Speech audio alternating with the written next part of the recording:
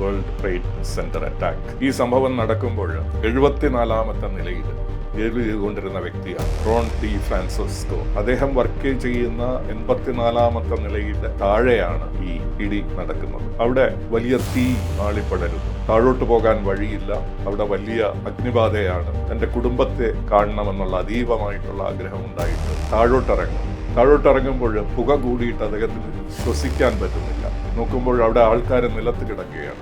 മരണം ഏതാനും നിമിഷത്തിനുള്ളിൽ വരും എന്നുള്ള ഒരു തീർച്ചപ്പാടിലേക്ക് അദ്ദേഹം എത്തുന്നു. അപ്പോഴാണ് ഏതോ ഒരാൾ അദ്ദേഹത്തെ വന്ന് പേര് വിളിക്കുന്നു. റോൺ ടി ഫ്രാൻസിസ്കോ, എഴുക്കൂ, ഈ കെട്ടിടത്തിൽ നിന്ന് രക്ഷപ്പെടാൻ നിങ്ങളെ കൊണ്ടാവും. നിങ്ങൾ താഴോട്ട് പോകും. വീണ്ടും ഏണിപ്പടികളിലൂടെ താഴോട്ടിറക്കിക്കൊണ്ടുപോകും. ഈ കെട്ടിടത്തിൽ നിന്ന് രക്ഷപ്പെട്ട അവസാനത്തെ വ്യക്തിയാണ് റോൺ ടി ഫ്രാൻസിസ്കോ. പിന്നീട് അദ്ദേഹം അതിനെക്കുറിച്ച് പറയുന്നു, എൻ്റെ ഒരു തുണയായിട്ട് വന്നത് ഒരു മാലാഖയാണ്.